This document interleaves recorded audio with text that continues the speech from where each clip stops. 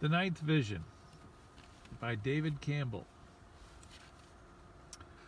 I was at a wedding ceremony where it seemed to me I had apparently been asked to be the preacher. I had performed 3 weddings in the past, but I was not certain of anything, only that I was not properly dressed. In fact, I was naked.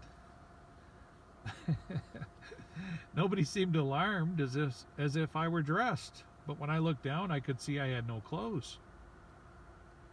It seemed there was plenty of time. I was not in distress, and so I excused myself and went looking for my clothes, feeling I needed to get ready. So I began to walk away in an eastward direction, and looking back, noted the party was near the water. I stepped onto a pier and began to make my way through many obstructions on this pier. There were rusty and jagged iron and steel machines and fixed equipment of no discernible use, all in disrepair, covered in grease and oil, which I had to navigate through along the way. It was difficult, squeezing through narrow openings, careful not to cut myself, and trying to avoid any grease so I could stay clean. There were only a few times along to the end of the pier that were not completely obstructed with this conglomeration of twisted, rusted, greasy, and sharp metal, which allowed me to make any time. I found a chest of drawers at the end of the pier. It was white and seemed completely out of place. There I found some underwear and figured I must be able to find the rest of my uniform along the way back. So I began to head back to the west and toward the party. I did find clothing, tattered uniforms, items that I put on one by one. When I finally climbed through the last bit of iron, I noted my uniform looked dreadful and not fitting for the wedding. But then I looked to the north and noted a man on the west who was distressed and thinking of taking his life.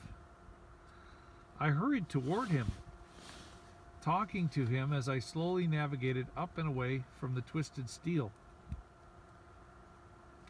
Apparently I said the right thing, because by the time I got to where he was, he had left and gone back unharmed, although I lost track of him. I then could hear the party, so started walking toward them again, and could see that everyone had gathered in a large building next to the area where the ceremony would take place, just to the south of it.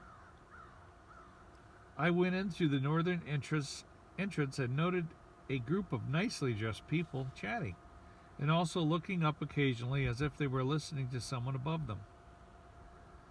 I looked to the south of the building and noted a balcony, and to my surprise and joy, Jesus was the one speaking. And when our eyes met, there was instant recognition between us, and so I quickly ran eastward through a door and heard him running down the stairs towards me. He went faster than I did, and so I just turned back to the west, and he had already made it down to the floor where I was standing, and I immediately fell to his feet. Grabbing and holding his ankles, I felt so happy. I was thinking of his face. He looked like a normal man, but when he was on the balcony, he was floating above it. And yet I had heard every footstep as he raced down the stairs.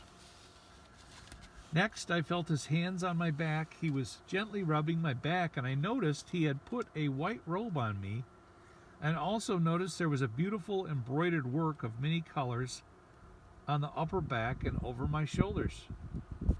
I could see it, but nobody else could see it. He prayed for me. I could tell it was a prayer of blessing. After that brief encounter, about 5 to 7 minutes it seemed, I got up and realized I was in my disheveled uniform, and the others had gathered in the room of the wedding ceremony, and they were waiting there for me.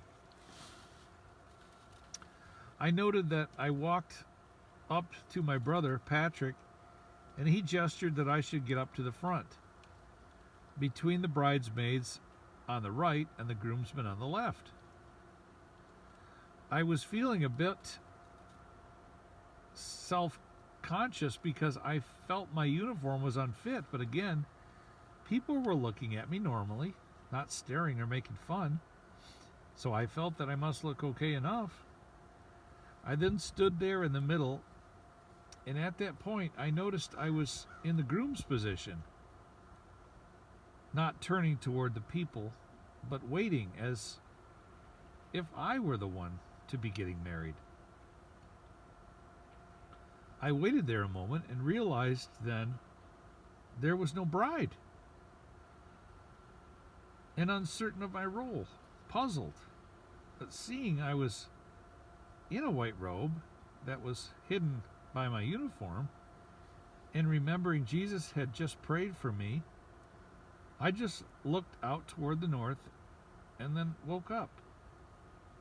Not sure if I was the one doing the ceremony, the groom, or if not, also strangely wondering, could I have been the bride?